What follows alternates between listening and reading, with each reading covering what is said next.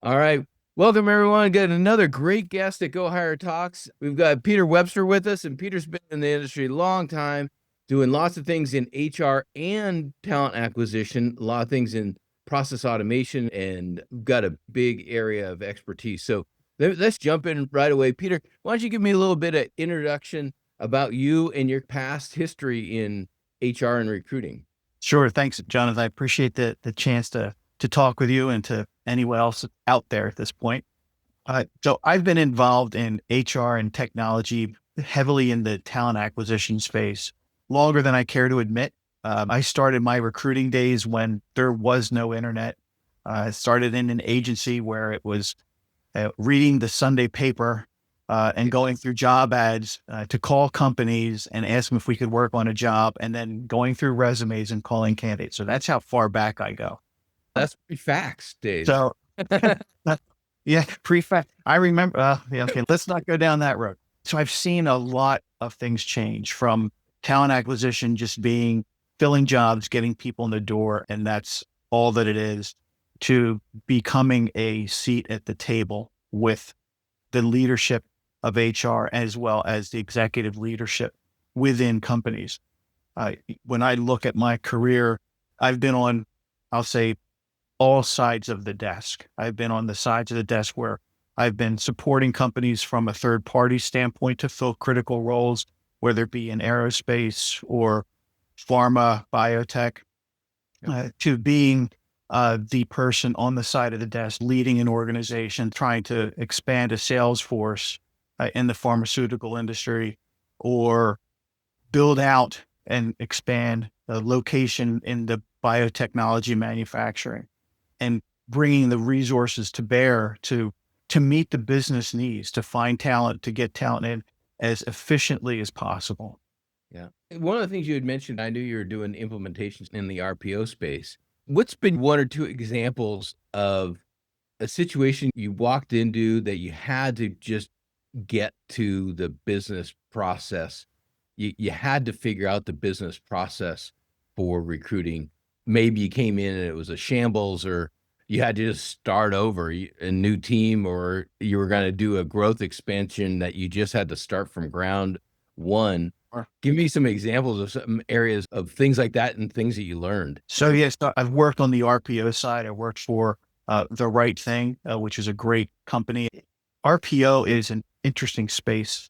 You are brought into a client, which ends up becoming a partner, to help them solve a need. Oftentimes, the need can be we have to expand, or we want to completely outsource all of our recruitment in an area. I walked in with one client where they were looking to expand their organization and outsource all of the recruiting for a brand new location. The challenge becomes, when you are in that implementation phase, do you have all the information to really understand what the customer client is looking for? What are they trying to achieve? That first couple of weeks that you're with the client is really understanding, what are they doing today? What is the problem you're trying to solve? And then bringing in the RPO's resources to meet that need.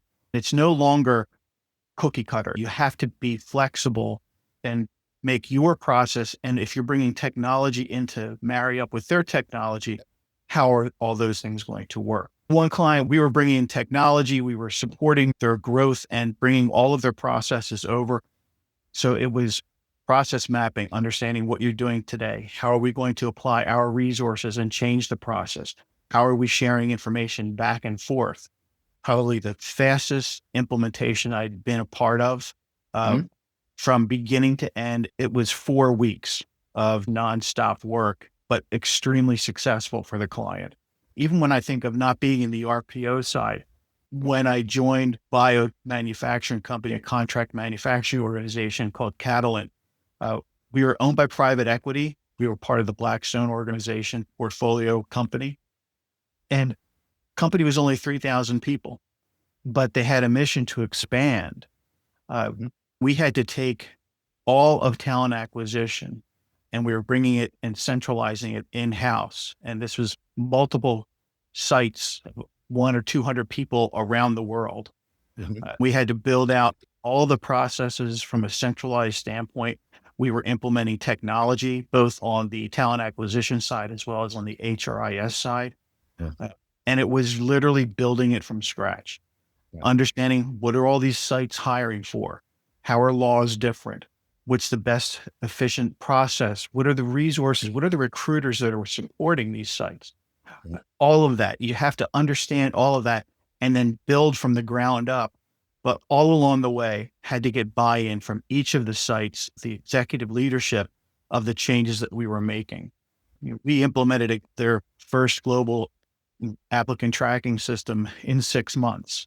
And to Yep. go from having absolutely nothing to a global Taleo implementation was pretty daunting, but we got representation from around the globe. And we also had to plan for a future integration to Workday. How many years ago was that? So that was 12 years ago. So Wow. we were a big Taleo customer. We were customer 206 with Workday. Wow. 206. So yeah, we were an early adopter, I guess is the phrase. Yeah, the reason I ask about timelines is because the tech has changed so much Yes. recently too, certainly over the last 12 years, but any of that, like, starting the process automation from the ground up, sometimes it's easier because you don't have to tear apart things that don't work. A lot of times people just keep putting a Band-Aid on top of a Band-Aid when they're doing process stuff with tech. Uh, and technology is probably the area that often gets out of control, right? Especially from an HR standpoint. HR was often left to its own devices. Only in the last couple of years, you've seen formal IT processes help work with HR to make sure you're bringing in something that's going to have longevity here. It's the right tool for the business and helping from the technical standpoint. But I think that often in HR, you may not be well versed in something. You get that ad pushed to you, or somebody calls you and you think, "Oh, I need this." And Yeah, that's where tech stacks get out of control, where you start yeah, buying this all little tools. this is great. I wanna ask you more about this because one of the reasons I started this podcast is that I've found it's often hard for practitioners and leaders to understand what vendors are doing and how it ties into their stack. And so you do get these disjointed, somebody bought this software and all with great intentions, but it never got implemented. Implementation may not necessarily be from the software part, but within the process. The process is more important than the actual software in many cases. Exactly. The software needs to complement the process. If your process is broken, I don't care what you go out and buy. It's Exactly. not going to work. A phrase that I used to use is paving of a cow path. If you think of when a cow's in a field, they just meander around. You buy a piece of technology and you're just paving that. It's still the same old thing, and you're not going to go any faster, but you're going to have a really nice piece of pavement that a cow can walk on. That's Uh, perfect. so, yeah, and it's understanding. Yeah, and when you're implementing HR systems, I think businesses don't understand the level of complexity that goes into that. You are dealing with employee information, candidate information, and such, and processes.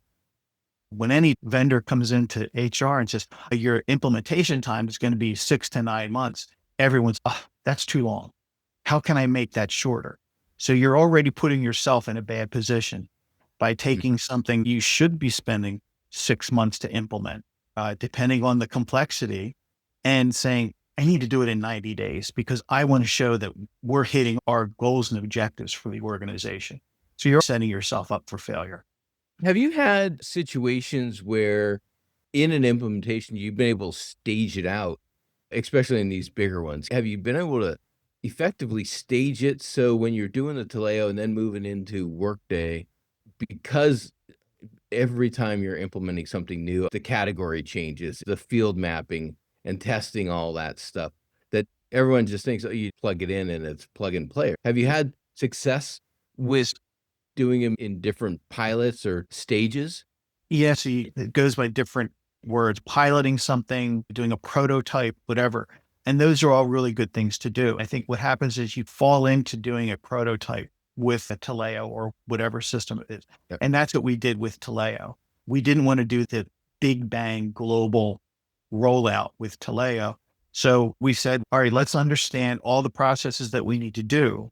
And is there a true difference in a process of talent acquisition within the US versus something in Europe, which there's various laws and things that you need to adhere to.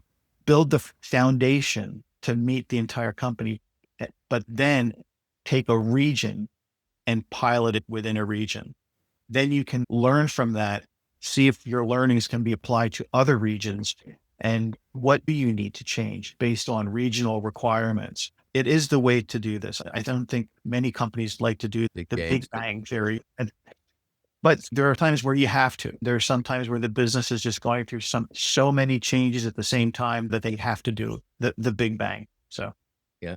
The reason I asked that, when I was in my early 20s, I was a ERP consultant doing JD Edwards work, old green screen stuff.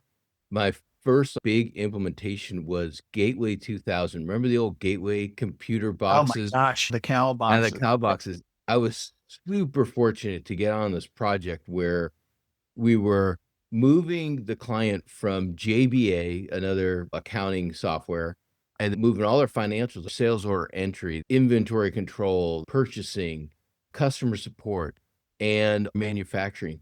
It was rough. I was there for a year, but it was such a great learning experience. I learned everything about a business, from accounting to workflow process on the manufacturing line and inventory control, because it was all hands on at any one time. Oops, somebody forgot to talk to the inventory team to see if we got the pick and packs direct. And that is the same thing in HR. There's just so many processes that you don't think of because they're so rote in the Well, organization. and when you think about HR processes, HR is not just talent acquisition, right? Yeah. HR is the entire life cycle of an employee, from the time they hire to retire.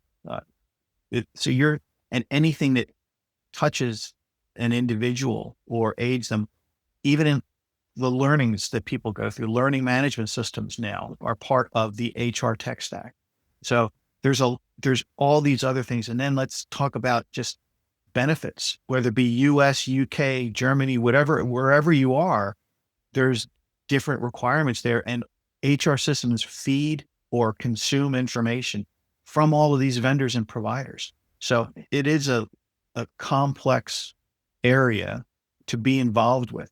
And in the US, when you talk about open enrollment and such, where companies are changing benefits providers, there's a downstream connection to everything. And then being able to have employees access their information. Talent acquisition is the front end of the pipe. And there's a whole list of things we are doing now within talent acquisition that we never did before, whether it be CRM tools, aggregators, whatever it may be. There's a host of tools out there that are aiding in the attraction of candidates and the assessments of candidates. And now everyone talks about AI and how's AI going to make this all work so much better. And I'm a supporter of AI, but I will probably be the first person to say, go slow. Don't just try to go and buy the shiny thing on the shelf. Think that this is going to make your process better. What is the problem you're trying to solve? Pick the right solution. So, AI is a big term. There's been things out there that have been under the umbrella of AI for a while. I love, like, this whole conversation is right down my alley, and I think a lot of people who follow the podcast or love this stuff. To me, it's all about the process. If you don't know the process, you can't automate anything. Correct. If you can't just start and write from a first step to final step and where things go, that's where you have to start. If you can't define that, technology can't do anything. Well, and so here's a real-time example that I'm working. I have a client right now. I went out on my own the last year here. And so I've been fortunate enough to have a couple of really good clients. I can't give their names out for a couple of reasons, but I'm working with one right now. They've asked me to do the talent acquisition audit. And now I'm working on an HR systems audit. When I started looking at the talent acquisition side, I had to look at the technology that supported that. But then I got into what is the technology that they are paying for today? And Uh-huh. are they using what they're paying for? Yep. And I think what we're finding out very quickly is, like many companies, you're paying for things that you're probably not using. You didn't have time to implement it. Yep. You had it on your list of things to implement, but you had more pressing matters. We're looking at saying, all right, here's their business of HR. Here's all the things that they're trying to tie into. Does what they're paying for really meet their need? And you start saying, what is our process from attraction to onboarding to benefits enablement? Fortunately, this company is just for me, it's one region, it's in the US. So I'm not worried about works councils or anything like that. Yep. You have to start at the beginning, at the process. What is it you're trying to do? What makes a good process? What's not working now? Where are the complaints coming from? And Yep. what can you change? And is it a technology problem or is it a process problem? And 9 times out of 10, it's a process problem. Yep. Yeah, it's great. I've been trying to find this quote, and I think I'm just gonna have to call Josh Person. At one point, he mentioned, and maybe just been off the cuff and not from research, but 75% of HR tech is not being used that you're paying for. I I would agree with that. You think of companies where I've worked before, whether it be Catalan or Merck or Vanguard, they're paying for technology that's supporting tens of thousands of people globally. There's lots of functionality there that is not being used because you have to figure out really how would you use it? Like, is there a need to use it? Yep. And that's where it becomes that partnership with HR and the IT organizations to really understand the functionality that they have at their disposal with what they're paying for, and then work with HR and say, if you change this, if you implement this, here's the benefits you'll receive. And then understanding the time that it would take to implement that. Yep, they're probably paying for things within a Workday or Success Factors or ServiceNow, but they're not using to their fullest efficiency because they have to map it back into the overall process. How is this going to really impact the business and the end user? So tell us a little bit more about the different type of stuff you're doing now and the stuff you wanna get into as well, because I think this is a huge opportunity for others in the space to understand, at least from what I'm getting, is you have this ability because you've done all the processes for a long time. You understand all, 4 corners of HR and recruiting. You also understand the tech stack and you understand the business process.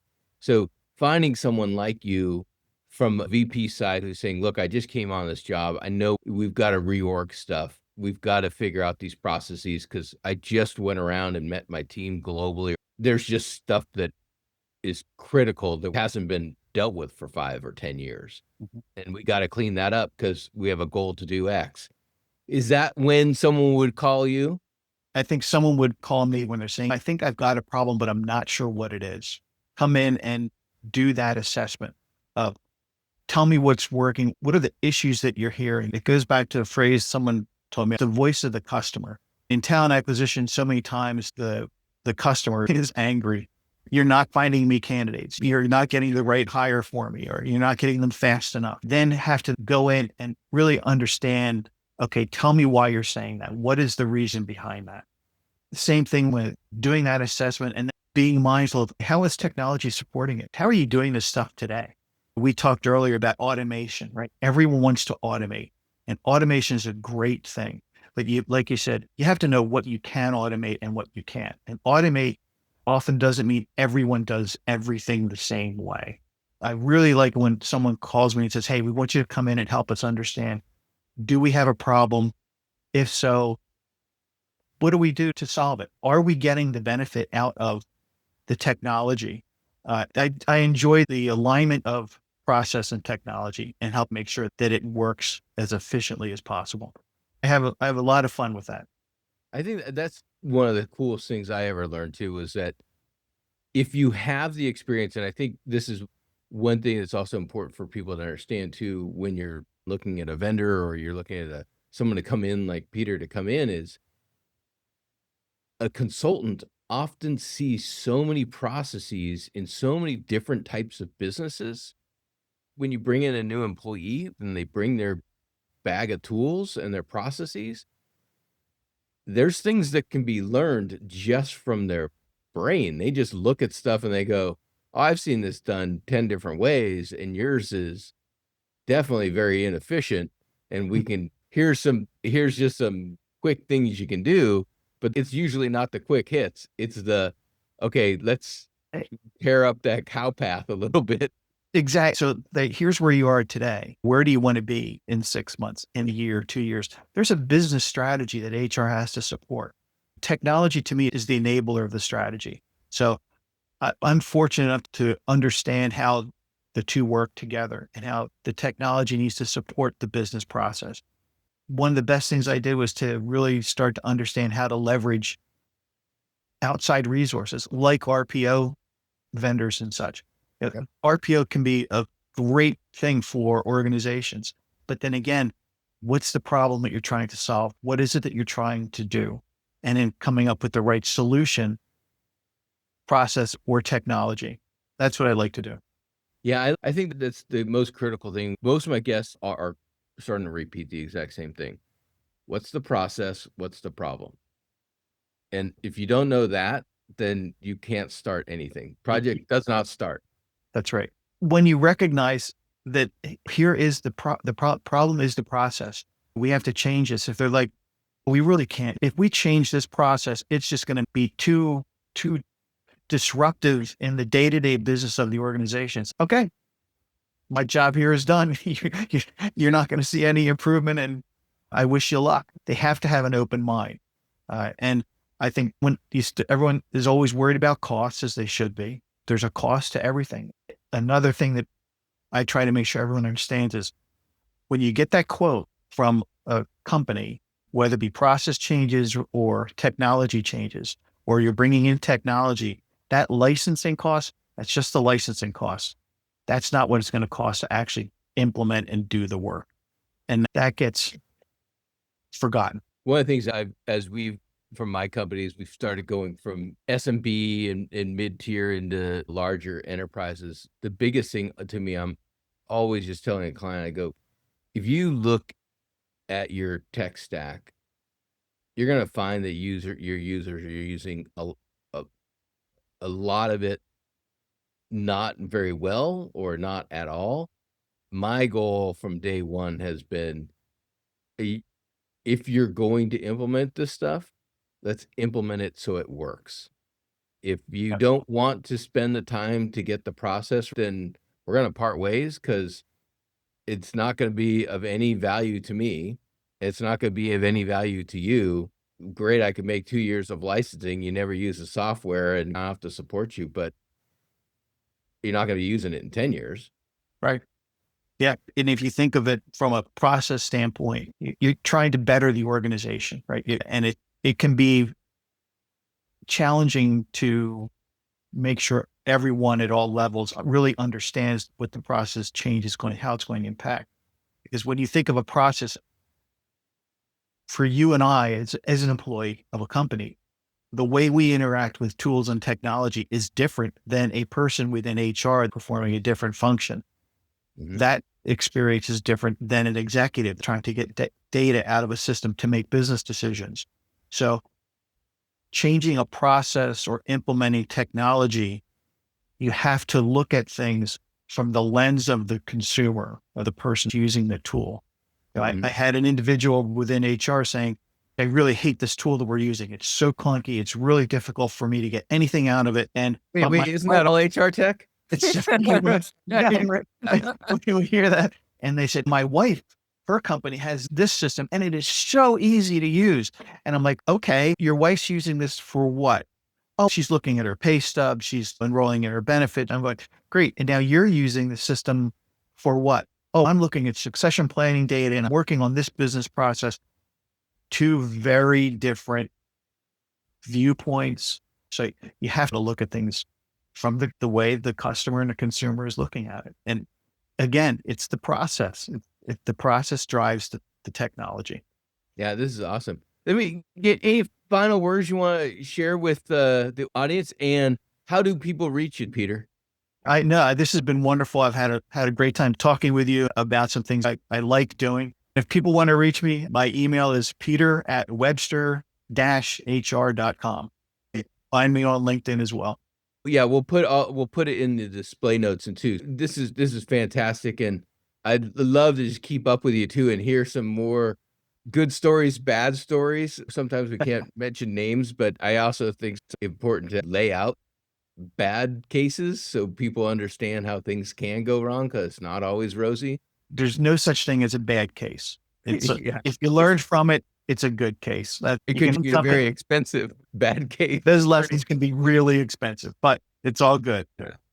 Thanks very much, Peter. It's been fantastic, and I appreciate your time. Thank you, Jonathan. Thanks for spending your time here with GoHire Talks and listening to our guests. My intention has always been to create incredible content to help you in your career in recruiting, marketing, business, and leadership. We appreciate all of the insights and feedback you provide. If you've got guests you'd like us to have on the show, please let us know. Again, thank you for all your support.